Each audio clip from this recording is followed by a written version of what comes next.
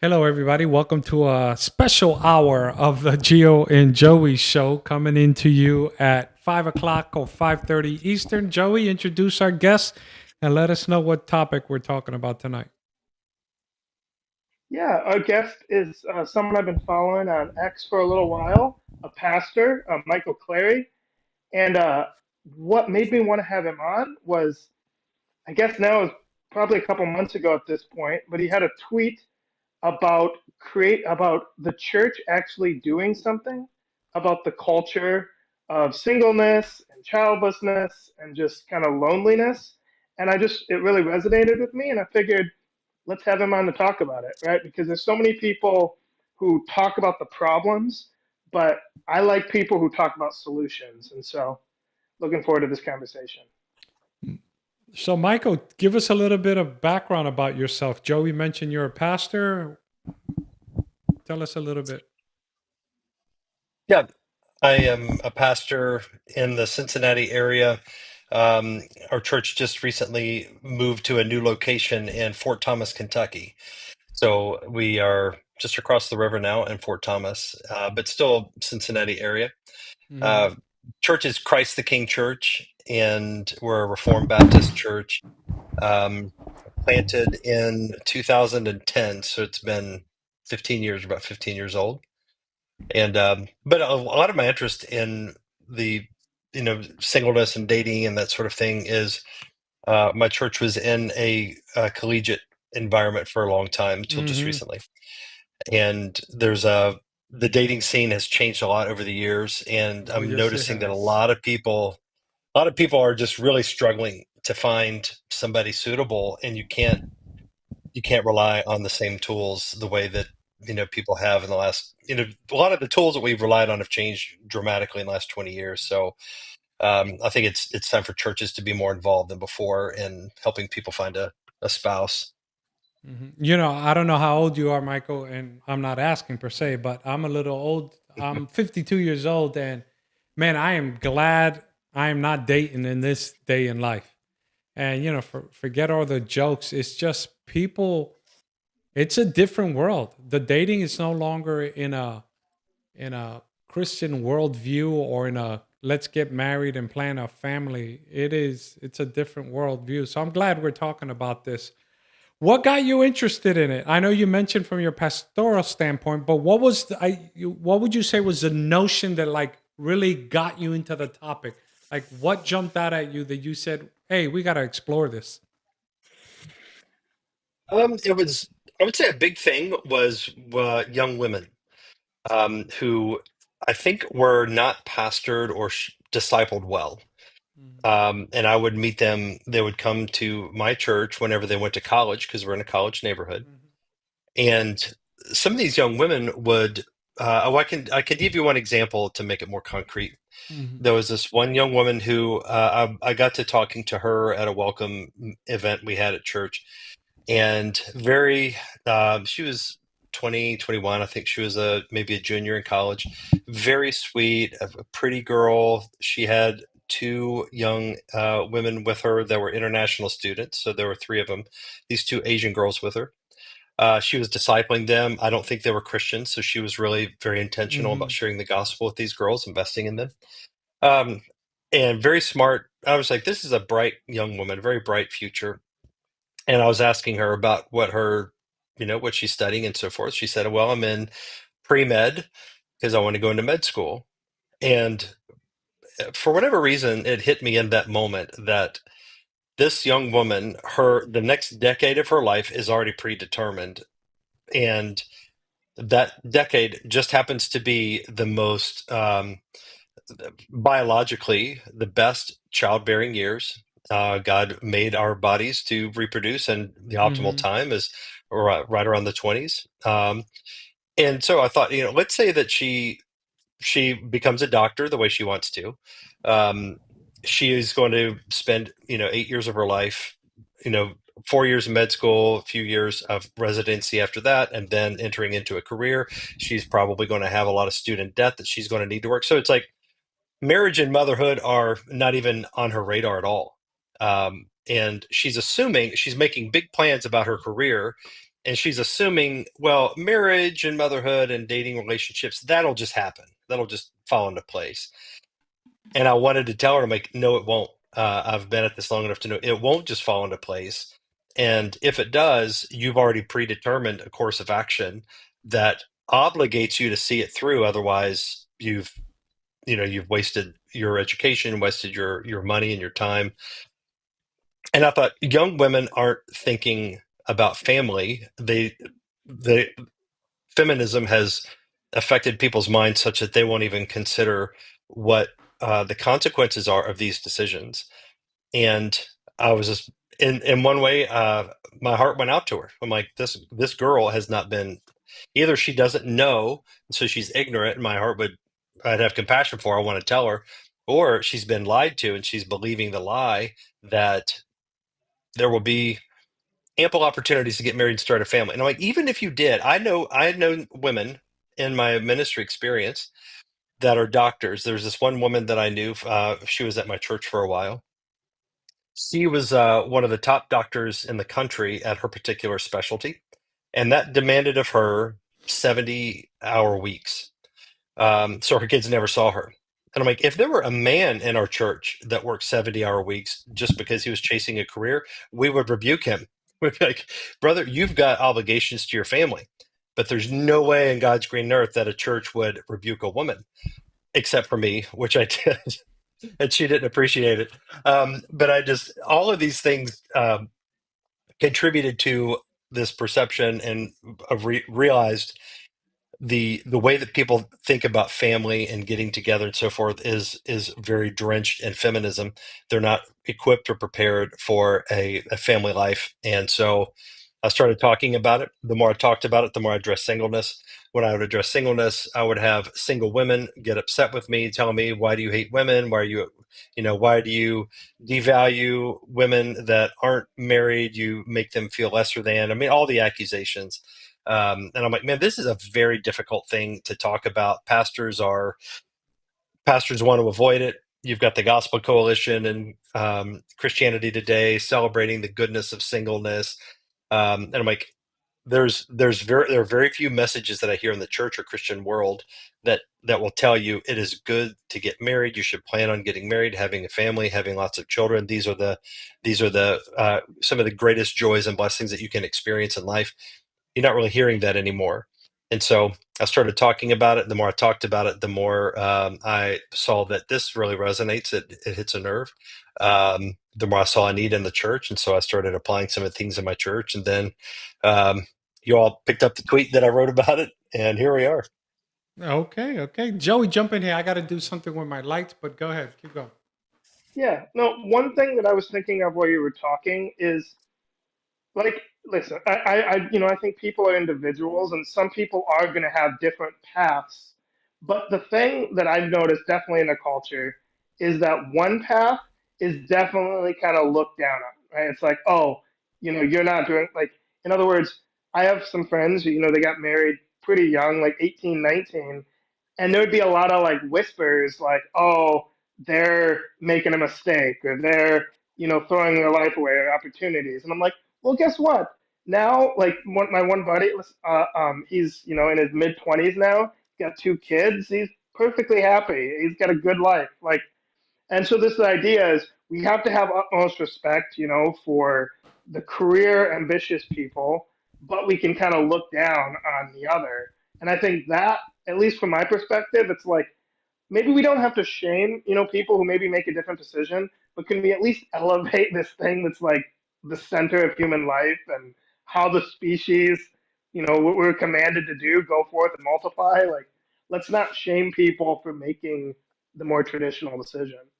It's funny Yeah. you were bringing up the doctor thing. I'm married to a doctor who Is that went right? to who went to medical school and did the thing. And we met later in life. I was 36, she was 31. But resonating with what you said, if she had to do it all over again, she wouldn't do it. Is that right? Yeah, she wouldn't. That's interesting. She'd get another career. And it's And not what's crazy? it's not that we lack children, right? We have 3 children. She doesn't, and we knew going in advance that once we paid off her medical loans and we had children, that she wasn't going to work full time. She only works part time, Hmm. 3 days, and she works telemedicine. She got a cushy job, Yeah. so she works from home. We're home and stuff because she understood the demands, and for her, family was priority, right? However, she liked the challenge of a medical career, right? To become a doctor. Hmm. She likes to help people. We're into lifestyle medicine, so we're just not pill pushing. But she went in with those ideals. Looking back now, she wouldn't do it again. It's interesting because I've just as a man, Hmm. I know that whenever a woman holds a baby in her arms, she carries a child, she gives birth to a child, and she holds this baby in her arms for the first time. There's that affects a woman's psychology. It reorients everything because God wired her to for everything to she wants everything that she can do to give the best possible life for that child. That's a natural instinct. And as a man, I know this, Hmm. and women should know this even more than men. But what I've noticed is that few women will say that. In fact, Gio, what I, I have heard what you just said from other women that are Hmm. also doctors or are in some field. I've heard that from men who are Hmm. doctors too. They're like, I wouldn't do this again. Hmm. And yet there's this glamour, this appeal. And so like my children are they go to a private Christian school, and I noticed in a around graduation time you'll have these little ceremonies that talk about what are you going to do after high school? What's Hmm. next for you? And the ethos, all of the expectations are heavily tilted in the direction of everybody that if the school does not send everybody, men and women, off into these great high-powered careers, then they're Hmm. failing at their mission. Hmm. And what is never mentioned, I've never, and my kids were there, all four of my kids since kindergarten. I've already graduated too. I've never once heard motherhood as an aspiration of any of these young girls. And I'm like, I'm sure most of them will become mothers, but Hmm. nobody's prioritizing it. Nobody's thinking about it. Everybody's just assuming it will happen. And so because of that, there's little preparation, there's a little mindset, there's a little equipping. So you have people that they are trained like crazy to do, spreadsheets and accounting, graphic design, interior design, fashion design, arts, theater, whatever. They're equipped for all of these things you can get degrees in, but very few of them know how to run a household. And that's what a mother is going to spend a lot of her time and energy focused on, is running a household. But nobody thinks about that. They take it for granted. And so these skills are lost. And now we're even losing just the skills of interacting with each other, having normal conversation because we're, I think the digital age that we're in now is really causing even just some of those normal skills to atrophy. And so I think that's where the church really needs to step in and help. It's like help people to have normal human interactions, help people to have um, to know how to date a girl, to date a guy, to um, you know, just to be normal, Hmm. decent interactions. Do you remember a couple of? I think it was last year or so, or maybe a year and a half ago. The kicker for the Chiefs, Mm, where he had that okay. that Yeah, talk about he motherhood did. and people, raised up a chicken storm. Going back to my wife, uh, she knew she wanted to be a doctor. But she knew she also wanted to be a be a mother, and so she had a plan that once the student debts were over, she was going to come back and just to be a doctor. But even though she went in intentionally, right? So she knew she wasn't going to be a 40-hour a week doctor for the rest of her life. Even though she went in with a plan intentionally, knowing that she was going to cut back, she still wouldn't do it again, which shows you Mm. the pull, right, of motherhood. Yeah. And it resonates with the what you're talking about, that we need to address this before they make, I know another woman, my wife did internal medicine, but I know another woman who did I think is a brain surgery resident, which is even longer. Mm. It's like you got to think about what you're going to, if motherhood is any inkling in your mind, you got to think about these 11, 12 year, you know careers in school. Yeah. I've never met a woman who regrets having her children, Mm, but I've met lots and lots of women who wish they had more or who didn't have children and wish she had. I mean that's when you reach the end of your life. That's where your regrets will be. Your regrets will be that. I mean, mhm. it's a bit of a cliche even. Nobody on their deathbed wishes they'd spent more time at the office, but they Yeah. do wish they'd spent more time with their family. And the Mhm. thing is, like that used to be a message that was just for men. Hey, men, get home, be with your family, and we took for granted that mothers were there. But now mothers aren't Mhm. there. Women are. It's like the raising of children, educating of children. It's all outsourced to professionals, and you can't do that. I mean, like Mhm. the the the the professional that is meant to raise your children is the one who gave birth to them. She is the Mhm. professional mother. You can't outsource that to a nanny or a daycare or a school. It's like there she is a woman. A mother is irreplaceable. Um, and that is an urgent need because churches are scared to death to talk about it because they don't want to offend the high tithing career women in their congregations, and so they Mercy. neglect the other women that are that need to hear it. There in our faith tradition, there is a quote that I love that I usually talk about either on Mother's Days or other occasion. Not the king on his throne, nor the minister behind the pulpit has a higher calling than the mother, because she shapes the Mm, world. All right, she yeah, shaped you, right? Your mother shaped you to become a godly man who preaches the gospel, right? It's yeah. it's mothers are so important, and we take it for granted. Why? It's funny. A couple of days ago, I was talking to my wife. She grew up in the church and never strayed, so she never. I spent 12 years away from the Lord, and like she didn't know about shows like Sex in the City. I never seen it, but I know the premise, right? How it glorified singleness Hmm. and promiscuity. And going back to the earlier thing about being on a campus, I was on a campus for a while in Texas A&M, which is a huge campus, and the notion, even from when I was in A&M in 2008 till now, I just visited on April 19th. Now dating is all about body count, right? Mm, And about and where men used to glorify in body count and women would try to hush and keep it quiet. Now it's like this lib movement for women to mention their body count. And it's ridiculous because you could see I'm 52 years old from the 80s till now how those morals have changed completely.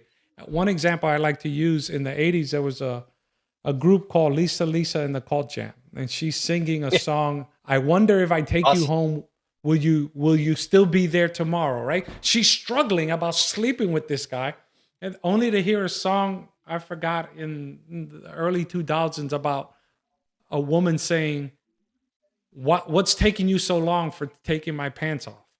It's like just in Mm, a matter of 20 years that change, and yeah. it's I reflective heard in the culture today. I heard someone say, I forget who it was, but basically, what at least third wave feminism has done is it's convinced women that the height of freedom is to act like the worst quadrant of men, and then by encouraging more women to act like the worst men, it's increased the availability of more men to act like the worst men, and so just everybody's acting worse, right? Because it used to be, right, women were like the guardians of sex, right, and like men had to like, like work for it, right, and then like hopefully, right, channel it towards marriage and actually providing something rather than it just being, this free commodity that both sides are ready and willing to just jump at. Yeah. So, no, we've talked a lot about the problem now. But the thing I really Well, liked hold on, about hold your on. post, whatever. Before you move Okay, on, though, let's okay. talk about the men's responsibility in this too, right? Because we're trying to raise godly men as well. What would you advise men in during this age? I have three sons, one Mhm. daughter, three sons. They're actually in my basement. That's my family. Beautiful family. So you can see them there. 20, Mhm. 18, 16, and 14 are their ages. Mercy. So this is a live question. I think about this a lot. Um, so I mean, to be direct, I'm really. I thought when my kids were younger, I would worry more about the man my daughter would marry. Um, I am seeing the opposite nowadays. At least in my context, maybe this is a bit anecdotal, but there is some data to back it up, where men are trending in a more conservative direction, and women are trending in a more liberal direction. Mm-hmm. So the supply and demand, the ratios of compatible people are really off balance, to where there is a heavy supply of uh, conservative, and by conservative, I mean, I think it's generally true politically. I'm Mm-hmm. talking about just in religious, conservative, Mm-hmm. Bible believing Christian men. There's an abundance of those kind of men, and there's a limited supply of godly women. And so what that does is that means that the conservative women that are godly and Bible believing, they're going to get a lot of attention. And I've seen that play out in my circles. Um, and for these men to find a wife, that means they're either going to have to just wait in perpetuity, or adjust his standards to marry a woman that is not where he's at. She's more liberal than him, which women tend to be more open and agreeable, which are more progressive tendencies anyway. And so he's going to have to, there's going to be a sacrifice of worldview. And one of the features of liberalism in women is that they're independent. It's baked in feminism. So she is going to be less influenceable, if that's a word, less likely to be influenced by him, and she's going to want to feel like, well, he should. To some extent, there's going to be a resistance. Is the point I'm making, and so that's going to be a real challenge for young men. Because they want to find a good wife, and these guys, a lot of these guys are that I know, they really want a godly woman. They want a family. They want to raise up children. They want to have a bigger family. They want to provide. And right now, the deck is stacked against them. You have women who are less likely to want those as aspirations. They want to have maybe a couple kids and stop. And so you have men that want. It's really ironic, because it really is the script has flipped. So we have a lot of the young men that I know, they want big families, they want traditional values, which historically women have been more the moral anchor of Mm-hmm. society. But I'm seeing more men that way, and frankly, there's just a lot of craziness. I mean, craziness is everywhere, Mm-hmm. but there is a denial of women's historical place in society of being moral gatekeepers that has been totally abandoned. Mm-hmm. And so women are twerking and flaunting their sexuality, and Mercy. they've got high body counts. I mean, Mm-hmm. there's so it's like, okay, so my worry for my sons, and what I tell my sons to do, and I'm like, you like, be looking now. Don't delay it. If you find a godly woman, pursue her. Um, you don't have to wait until you get your degree. You don't have to. It's like, it's okay to marry a woman and start out poor. A lot of people start out Mm-hmm. poor. That's how it used to You be. know, yeah, that's what I did when I first got married. We started out poor, so it can be done. So don't be afraid of getting married young, and because when you're young, if you have a young woman that seems like she's got a good core to her, a good set of convictions, Mm-hmm. there's still wet cement in that there's a chance for you to solidify your core convictions while you're young, and you solidify them together, Mm-hmm. rather than waiting until she's 28 and you're 30, and she's already a decade deep in her adult life, and she's got her conviction set, and it's very hard to budge once you reach that age. So it's a marrying young. If a woman is of good stock, as it were, I don't mean that to sound like Mm-hmm. demeaning, but just like, if she's No, of I good know what you're stock, she saying. got a good. Yeah. So that's one. I'll try to move more quickly. Notice her family. What is her mother like? Is her mother overbearing? Does she have a strong dad? Does she have a weak dad? Those things matter, because this is the environment that shaped her. Um, that what does she want? You don't necessarily want to interrogate her, but you do want to see like what is her orientation? Is she like hard charging, career minded? In my mind, that's a red flag. It's going to be hard to Mhm. talk her off of that. Um, if she says those things, then investigate that. Find out, are you just parroting back what you've always been told, or um, is that really your commitment? Um, and for my sons especially, so I'm a very active dad, and I tell all my kids, I'm like, I want to sign off on your romantic interests. Mhm. So we're entering an age where we're kind of reinventing arranged marriages, Yeah. um, because like I've seen people towards like, this dad and this mom and they have kids and they have kids. I'm like, hey, like I think our kids might, maybe there's could be something here, and they're working together. So like godly families and churches, they're Mhm. actively involved in helping make some arrangements. And I think that's great. It's not like the weird caveman stereotype. I think it's great for Mhm. families to be involved. Um, but what I would tell a young man also is just like, uh, the thing that make women so interesting and wonderful is their ability to create their own realities. And that's fun because men live in the world of rational, and I'm speaking very broadly, very very in very broad generalizations. But there is the thing that make men operate more in terms of function is more of like logic and systems and compartments and categories, that sort of thing. With women, women are more free. They're more they free associations and that kind of thing. And that's wonderful. But there is a kind of crazy that young men need to watch out for. And maybe to put it a different way, um, liberalism, progressivism, it makes you insane because it is an insane reality denying worldview. And if somebody's kind of inclined that way, there's going to be a kind of crazy that you want to look out for, to where it's like it doesn't need to be rational. It doesn't need to make sense. If it's an ideology and the ideology comes before rational thought. So with my sons, I'm like, guys, you got to look out for these kind of women because there's something mysterious and intriguing that can kind of catch your eye. You'll be drawn to her because she is so different from you. But make sure that what you're drawn to is grounded and it's not just she's different, but it's a crazy kind of different. Um, and they've got their dad involved to help discern that. Um, but those are a few things that I would say to young men.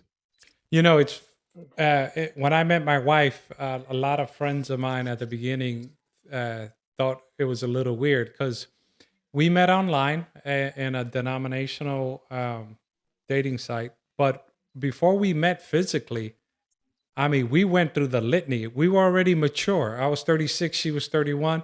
I mean, we spoke about finance. How do you feel that you make more money Mhm. than me as a doctor?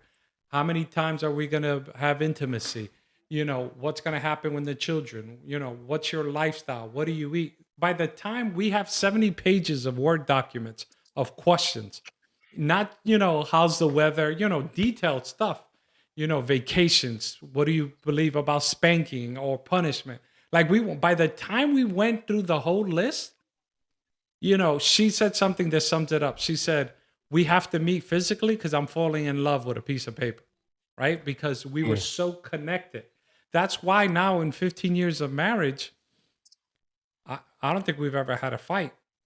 We've had Mm. disagreements, but we're mature enough to work through those, right? And today, Mm. people fall in love, quote unquote, right? They catch feelings, then it's too late to see the red flags, and then marriages are in shambles, right? You got to do the Yeah. work up front because you can walk away before marriage. After marriage, like Dave Ramsey says, you got to hang on even if it's just to fight. Yeah. Yeah. That's a good word. And I wouldn't mean to discourage anybody who's listening or watching this, Mm, that what if a woman already has a career, or it's like the thing is like we make decisions when we're young that will affect us the rest of our life, mm, and some of those decisions might seem good in the moment, It might seem like, getting committing to a career or whatever. And there's grace for that. I mean, and that's the thing. It's like we have to be gracious because a lot of people are trying to find spouses in an environment where they've made decisions that they regret, Mm-hmm. and that should not disqualify them from finding a good mate. Mm-hmm. And so there's got to be a lot of grace for people, and I'm all for that. Yeah. It is, but I try to. The best time to address an issue is before you make the decision. Mm-hmm. But then once you've made it, then you can always deal with it. So like in your case, you guys were older when you met, but there was a degree of intentionality that no 20-year-old would probably do, Yes. because it's like, Mm-hmm. well, she's 31 years old and she's a doctor. This is an Mm-hmm. accomplished woman who who's set her life on a course. And so there's a lot more that has to be budgeted in the relationship to make sure we're on the same page. Mm-hmm. And praise God that you did find that you're very Yeah. compatible, Yeah. and Yeah. you but that's the different circumstances would dictate whether or not that's necessary. And in your case, it Mm-hmm. worked out great. I'm glad to hear that. Yeah. Yeah. Yeah. Yeah. And I'm glad you brought up the word grace, being a minister, because sometimes what I've seen as well is, unfortunately, men and women with high body count sometimes feel that the that's a fate they have to live with the rest of their life, and there's grace. Now look, there may be consequences. True story, I know a young man who was dating a young woman, and they were together for a year. They were about to start planning marriage, and then she had confessed to him that she had been sexual, and he was a virgin, Mm, and he broke it off. mm, That was a non-negotiable for him, and they have both since been married. I don't know where she's at. I know he's still happily married, uh, but there's life after, living a sinful life, but that doesn't negate the consequences. How can we balance that? Like, how do you tell young people, right, who have lived that college party life, that balance between grace and consequences? yeah. A lot of the consequences are natural, Hmm. to where there's a pregnancy or an STI or whatever. Hmm. There's emotional baggage. For me, like if a man or woman is humble and repentant about their sin, you can work with just about any past.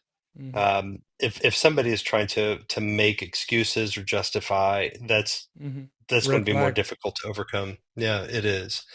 And so let's say the thing is like what this has to be acknowledged going forward, because we don't live in the 1950s when there were just Christian morality and ethics more dictated and governed our society.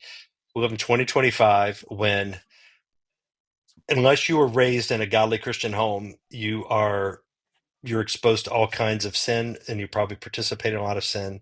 Hmm. And there was Paul established a church in Corinth, a messed up place with lots of Hmm. sexual sin, lots of craziness. If you can, and no, at no point in the book of Corinthians does Paul question whether or not they're true believers. Um, Hmm. he's like, you guys are messed up. You're sinning. You're driving me crazy. But they're true Christians, and so we have to budget for grace in these situations. So, but the consequences then are going to be case by case. Um, so let's say, for example, um, let's say a man and woman fall in love, and one of them has a child from a previous relationship. Um, at that point, they will have to determine. I would say, like, so your friend that you were describing earlier, that was Hmm. his choice, and maybe he was too harsh, or maybe he was Hmm. too rigid there, but he determined that was just a deal breaker. Hmm. And so I think everybody's going to have to determine their own deal breakers. I guess the counsel then I would direct at what are your deal breakers, and make sure that your deal breakers are realistic. So let's say I was a single guy, and I've been saving myself for marriage, and I've meet a woman that I fall in love with, and she'd been with 30 guys. That's Mercy. Mercy. But before I met my wife, I dated a woman and she had been with 12 guys, which Hmm. at that time I was like, that's insane. I mean, like I could not handle that. Um, and so we broke up for other reasons, Hmm. but point being, like, that those are common things now, Hmm. where you have people that they've been with a lot of people. They've got a very promiscuous sexual past. Um, and so he who's without sin cast the first stone. You Hmm. probably have sin in your life that is might be a deal breaker for her. But if you're gracious toward one another, if you're humble, if you're repentant, I've seen God do great things in all kinds of relationships with all kinds of sin in their past. If they deal honestly with their sin, if they're humble and repentant, you can do a lot of things. Um, that said, I don't make rules. I would be hesitant to make any kind of rule where Hmm. it's like, well, if she sleeps with this many guys before, but lower than this many or whatever, I'm like, Hmm. that's that's a conscience issue. It's a case That by case basis for sure. yeah. Going back to the tweet that you spoke about, it's that got Joey's attention. It says 45% of women will be single and childless by 2030. Seems like a high number. I didn't get a chance to read the whole thing. Was it an article behind that, or Yeah, the headline is what grabbed my attention, okay? but the article, and there've been this is one among many similar Hmm. articles that are tracking this phenomenon, where you have women that are single and childless, and that used to be a tragedy, and now that's becoming it's normalized, and women are encouraging this in one another, to where they're saying Hmm. you don't need a man. Have your career, and then you can have your weekends to party and sleep around and not be tied down. It's an anti-natal culture where kids are seen as as a nuisance. We don't want them. And the thing that frustrates me, what that I can see this is like, that's I hear this kind of messaging from churches. Churches like, well, that's the way things are, so we got to just go with the flow rather than pushing back on it. And so that got my attention, and so I wanted to um, just say, like, hey, churches, pastors, you don't just have to go with the flow. Your church can do things practically to make at least reverse the trend, or not make the trend the norm in your own church. And so that's what I was addressing in that tweet.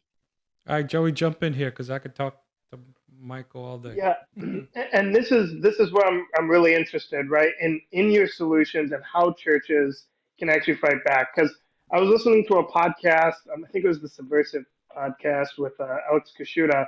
But one thing she was mentioning is how if you go to like East, like she's from Eastern Europe, and if you're in Eastern Europe, like you'll see just everywhere, right? Young parents with like kids, and like obviously I don't endorse smoking, but like she just mentioned like they'll be smoking and they'll have like five kids running around and everybody's doing that and it's just normal. But if you go in a lot of places in America, even some churches, and there's a family that's got a bunch of kids, like because a lot of people aren't used to being around kids, they'll kind of get annoyed or like there's be restaurants that say, don't bring kids or, weddings now, it's this huge thing where people have really expensive weddings that aren't at churches and they don't want kids there. And it's just, we've kind of become a culture that's subversive to it.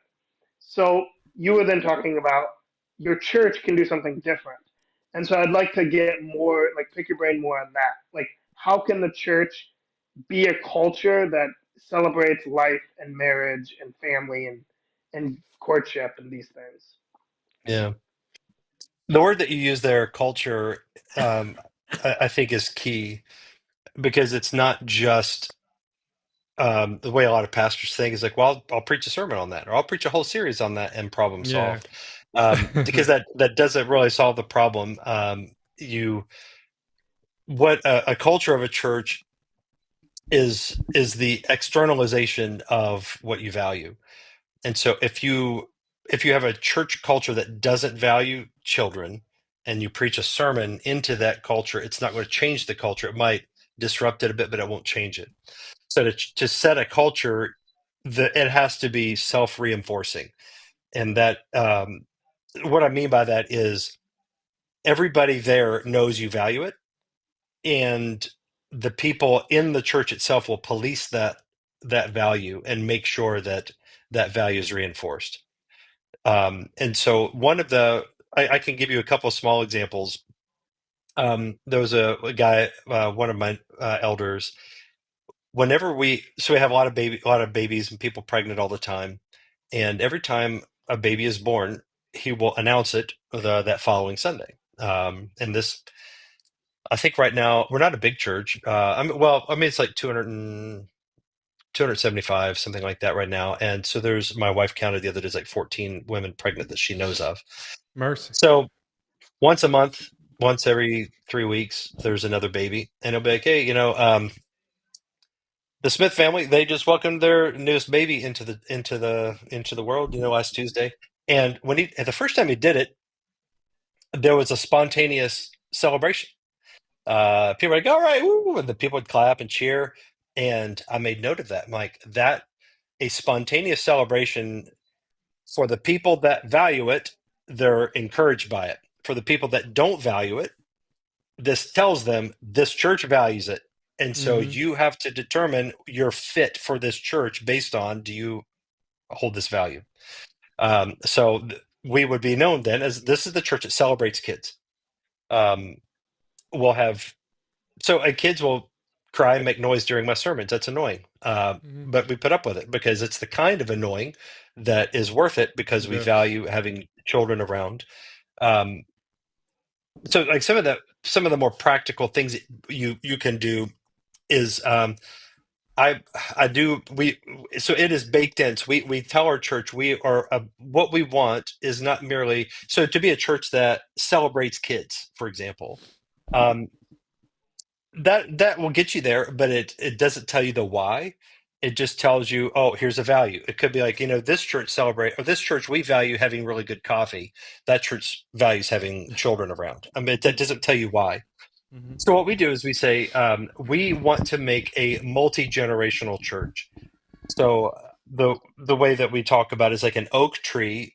It grows slow and big and old and strong, and that's what we want our church to be. So for 100 years, we just bought a new building, and we talked about, we want this building to be a tool that will serve our church 100 years from now, so that my children, my grandchildren, my great grandchildren will be at this church, and they will be the ones, and your grandchildren and great grandchildren, that all of our families will be running this church 100 years from now, Mm-hmm. because we want to be a church that lasts through the generation. We don't lose our kids the way so many churches do. So that kind of sets it as part of our vision. Um, so whenever there's somebody has a baby, we celebrate. Hey, this is one more human being that is a step towards accomplishing our vision. Um, Whenever a mother has a baby, they get inundated with food. Where they get meal trains, and people just bring them all kinds of food for every new mom. And we people will visit our church and remark, man, there's kids everywhere. You're tripping over them. They're just running around. And they I often hear from people, it's like, that's refreshing to see, because it encourages people. That means there's life here. Um, so what if you have that kind of as a baseline, a core commitment that everybody understands, they're bought into, then the rest is reinforcing. I'll mention a couple things I put in the tweet, and we can talk more about any of these if you'd like. Most churches offer premarital counseling. We do this. We Mm-hmm. also offer pre-engagement counseling. And I tell people, it's like, if you're getting serious, a lot of times what happens is people will get engaged, and the worst thing you do is break off an engagement, because you've spent money Yeah. preparing for a wedding that's not going to happen now.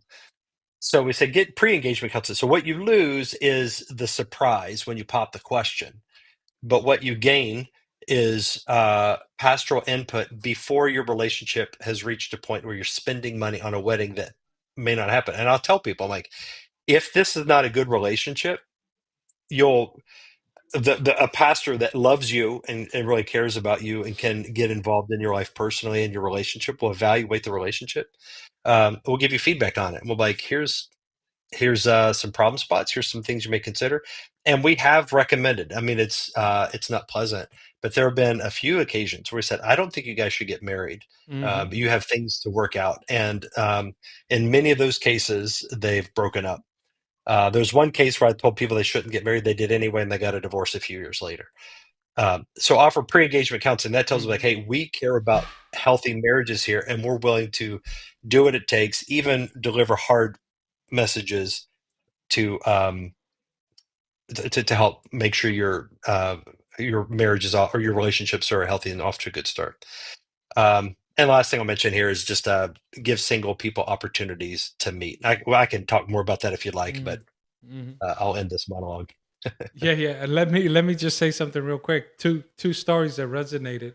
I was at a new church and they remodeled the office for me and everything and made it look high class and everything.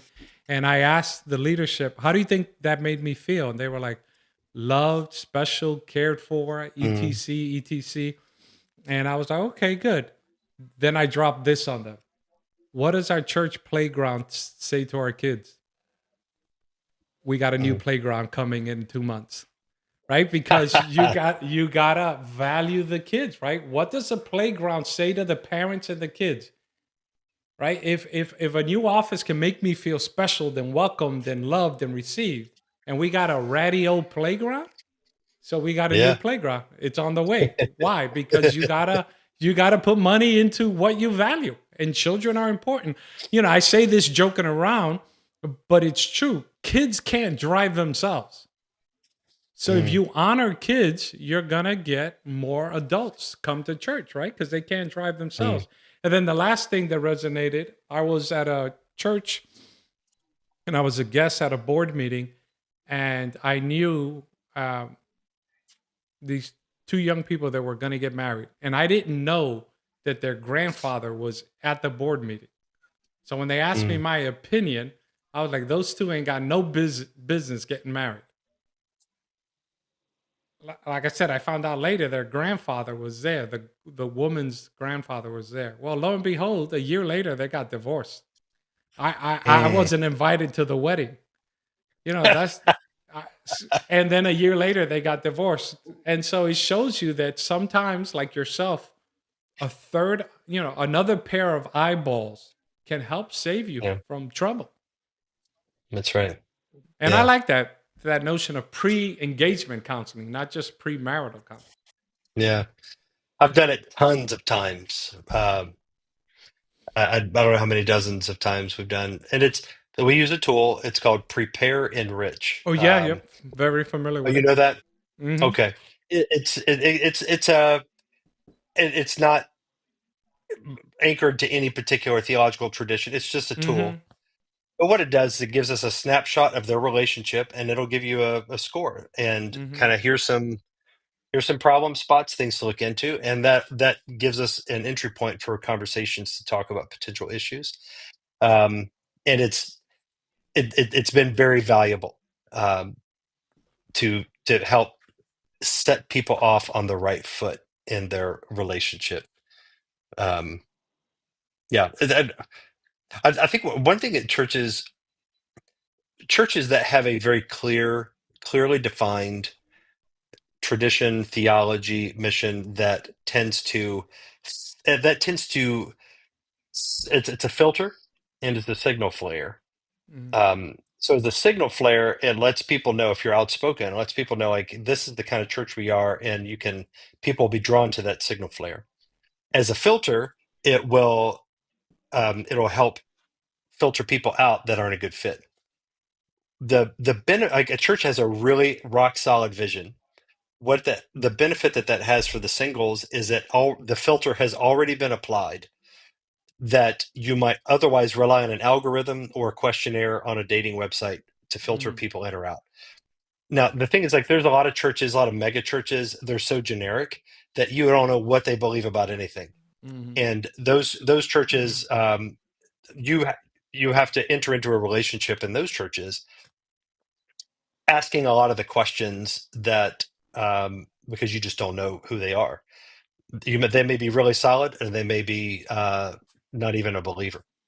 And so that's one of the things that we try to do with our church is we have other churches that are similar in theology tradition, very outspoken on cultural issues, very bold, and that tends to let people know, excuse me, let Mhm. people know this is who we are. They'll attract like-minded people. Then we network with other like-minded churches, and say let's get our singles together, and have events where there's opportunities for them to meet. And whenever they meet somebody there, they know, okay, this is the kind of person that believes A, B, C, D, E. They have the similar theology, so I'm not having to filter that out. I can more. It's like the assumptions are already preset, and Mhm. it can be a good starting point for a relationship. That has been probably one of the biggest things. It's more of a tangible, an intangible benefit of having a church that has a really solid theology and doctrinal tradition that they're part of. Does that make sense? Yeah, yeah, yeah, yeah. I mean, Hmm. because Yeah. look, people are attracted to, and this is in all walks of life. The more clarity you present yourself, if we're being an individual or a church, where people can know where you stand, then you attract the people who are attracted to those stands. And then there's less conflict. But if you're trying to be this, Rorschach test church where you try to amalgamate to everybody, then that's not good for you and mission, nor for the people coming in because they don't know what to expect. Go ahead, Joe. Yeah, no, I like that as someone who is a single guy, right, who is in the dating world, who has I've been on the apps and I've realized that they're a dystopian hellhole, right? That I would rather like burn my phone than like spend a lot of time there. Um, and I've in recent like months, right? Like my goal has just been like less time on the apps and more just like I'd rather just strike up a conversation, with a girl that I meet somewhere, right? If I'm getting coffee or whatever, and like I feel like that has a better chance of like us both like realizing that we're human beings. Because I feel like on the apps, it's so easy to just like you're looking at just the superficial, both sides, right? The girls, right? Whether they're like, super attractive or not, they've got like 1,000 guys, right, in that have swiped right on them. The guys are swiping right on basically everybody. It's just like it's very dehumanizing. And so to hear you talk about like creating a culture, right, where single people like they know that the people in the church have the same values, it's one of the things that I'm most interested in. Like, how do you, you've created the filter, right? Obviously, you said you were in a collegiate town, so that probably helped that you had a lot more younger people. But like for a church, maybe it's like like I go to a little country church, or how do small churches, how do they make steps in that direction? For a small church in a small area, I don't know there's a lot that they can do because it's if there is a critical mass that you have to reach. Um, and so in those cases, I've talked to people, individuals, and I'm like, let's say you're in a small country church and there's no dating prospects. The church has 30, 40, 50 people, nobody else your age. You don't work in a job where you can find anybody. What do you do? Um, there's not much a church can do to fix that. It's like you can't just force more people to come. Um, and this is where I think having an intentional plan. It's like people will, whatever career field you're in. It's like if I'm an electrician and I'm like I need a job, an electrician. Well, let's say I have to move to another city to have a job. People move for a job all the time. If you need to get an education for a certain field, people will move to another state all the time to get that education. But when it comes to a spouse, well, just hang out here and God will bring one along. Mercy. Having a spouse is it's a more important decision than your career or your Mhm. education. It is the single most important decision outside of your decision to follow Jesus Christ as your Savior. Mhm. There's no decision that's more important. Why would you not pursue that decision with the same degree of intentionality as I any like other? that. So I would tell people, it's like it's an unfortunate reality, but it is a reality. If you want to meet somebody, if you're not finding them in your church, you might need to move to find a church that has more options, or even move to another location where you have more opportunities. Or you could be, some people will take advantage of mixing opportunities that are provided by other organizations or ministries, go to conferences and so forth. Mm-hmm. We did that at ours, and people came. A lot of people, both years we've done this, will come to our conference just for that, Mm-hmm. to meet other singles. And that's the thing. It's so frustrating. I'm like, I hate that that's where things are in our world, but it's a reality. Mm-hmm. But the point being, it's like the church may not be able to solve that problem for you. The individual can take the initiative. And if the with an individual person, I would probably get into more detail. Like, you want to do it in a way that doesn't seem like you're desperate. Yeah. But it does, just, you're saying like, I'm interested in this and what I want. I'm pursuing this, and so it's like I've got a goal. I'm clear headed. I'm pursuing this. I want to build up a household. Um, I need a godly wife to do that with, and so I'm doing what I can do to see how I can find one. Mm-hmm. No, I like that. I like that because, there are conferences you can go to, but don't, what I tell people is don't go for the intention of looking for a wife. It's like when you can't fall asleep and you're staring at the clock, right? If you're thinking about falling asleep, you're not going to fall asleep. Mhm. But place yourself in different situations. Go to camps, go to conferences, go to different places, meet people. Because Mhm. I used to, I hate saying it this way, but when I was in the world, I used to say, look, I'm friends with ugly people because ugly people got friends that might be, beautiful, right? So be friends with everybody. But yes, Joey, you're going to have to get out of that little small town church. Well, I went back to school for that, so Yeah. now there's more people my age. So. I do Hey, think we it's got, something that young women in particular need to do. Women, I would just say for women, put yourself in the path of where you might meet a man. It's Mhm. it, that's a lot of women like are they're going to be more reserved, and I would say, like, you can't be a wallflower. You have to. There are things you can do that isn't pursuing a man, that is putting yourself in a path where a man might see you and notice you, and that's okay. That's a good thing, actually. Okay.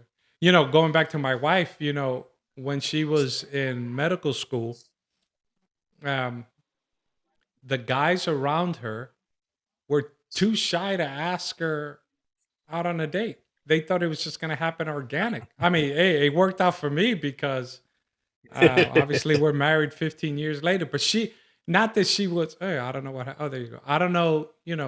It's not like she was looking for something in the sense like overtly because she's focusing on medical school. But she was surprised how wallflower these guys were. Even with girls, she knew they liked some of her friends, and they wouldn't approach. I was like, "Come on, you Mm, got to be a man." There are women yeah. Yeah, approach them in a godly I, way. I would I would say one thing I've noticed with certainly a lot of my friends is like there is a lot of because of the changing dynamics, right, and accusations and stuff. There is, and my thing is like we have to get over it. Like we have to be respectful and kind, but like actually pursue. But like there are a lot of guys who don't now because they're like, listen, if I do it and if if I approach, right, and she doesn't like me or whatever, like maybe there's an accusation or there's this.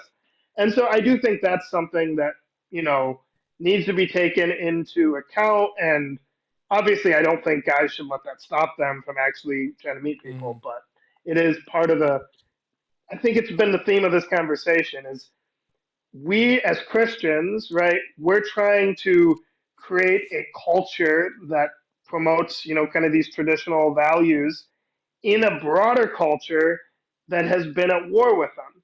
And obviously, we've talked about feminism, but I think we would all agree that, there's segments of like the red pill right or the Andrew Tates that are also kind of at war with those values.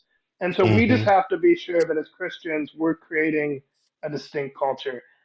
I really Yeah. appreciated you coming on because Mm-hmm. you're someone who's doing that. You're a pastor who's intentional about thinking about these things. And if we can get more pastors to catch that fire, right, get more, Christian people to be thinking about this and to be explicit about it. And like if you're in church and the baby cries, right, like rather than making a face at the couple, lend a hand. Be like, hey, I'll rock a baby, or I'll, this, or it's fine, Hmm. right? Like, say something, be like, yeah, babies cry, it's okay, right? Like, whatever you do, you got to be intentional because the drift of American culture is anti-baby, anti-family. So, Here's my last That's right. question before we let you go. What do you, if you're sitting right now in front of a 20 something year old couple, right? Premarital, not pre engagement.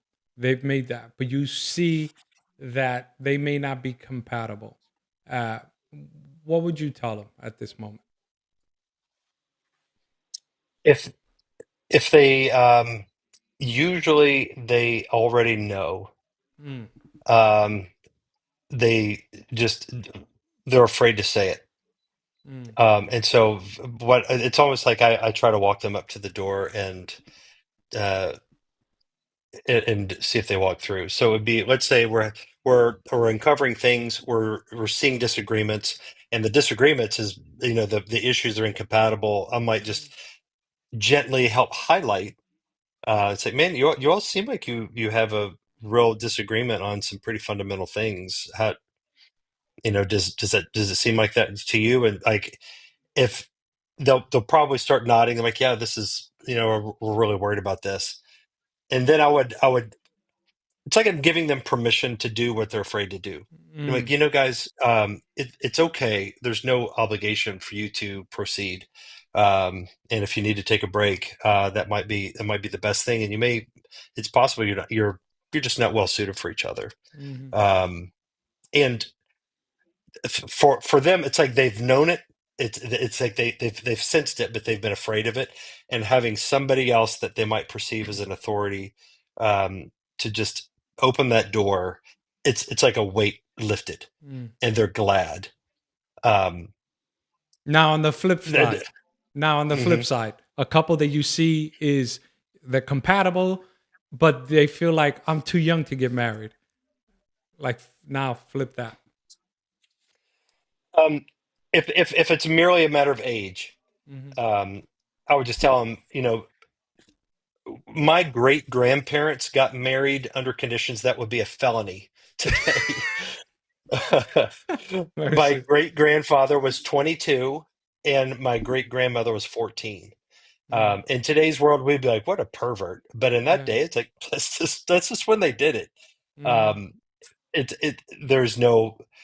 there are unique challenges in every day. An 18-year-old today is a lot less mature than maybe an 18-year-old 100 years ago.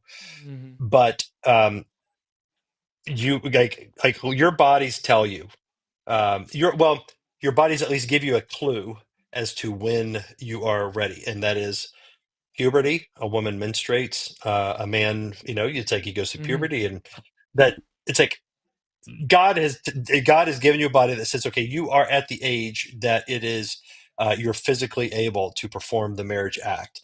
Now it's like, do you have the wisdom and the maturity to match what your body maturity is? And for a lot of guys, I'm like, you're too young, you're too immature, and I Hmm. would just tell them, it's like, you're not ready for Hmm. marriage. You can't show up to your job on time. You can't, Hmm. it's like you're a child. But if it's like, okay, you've got a job, you're able to provide, there's no obstacles in front of you. Um, if it's just you don't think you're old enough, that's an arbitrary imposition. You don't need to follow that rule, and you can feel free to ignore. And I could give people dozens of examples of people that did this. It's Hmm. age is never really the factor. It's always maturity, which is sometimes tied to age, but not always. There are people Yeah. that are 30 years old that shouldn't get married because they're not Yes. mature Yes. enough. Hmm. So. Okay. Good. Good. Yeah. Yeah. Look, my aunt, when she got married, she was 18. He was a little older, like 26. And the joke was, what are you going to feed your kids? Pizza and potato chips, right? Because she wasn't like the best at, home cooking and all that. They will order out. But to the glory and honor of God, I mean, they've been married now 30 something years. You know what I mean? So Praise age the is Lord. really, it depends on what you said, on the maturity. And obviously, in our case, Christian maturity, right? You don't, Yeah. you want that. And yeah, look, my wife and I joke around all the time that we wish we would have met in our 20s and not in our 30s, Mm, right? yeah. But such is life, and yeah, don't waste the years That's with right. your, that you could be with your best friend, because the world really has nothing to offer that God doesn't do it better. Amen. That's a good word. All right, brother. On that note, we'll hang up. Hey, it's going to go black. Just hang out for a second. Until next time on the Gio and Joey Show, be blessed.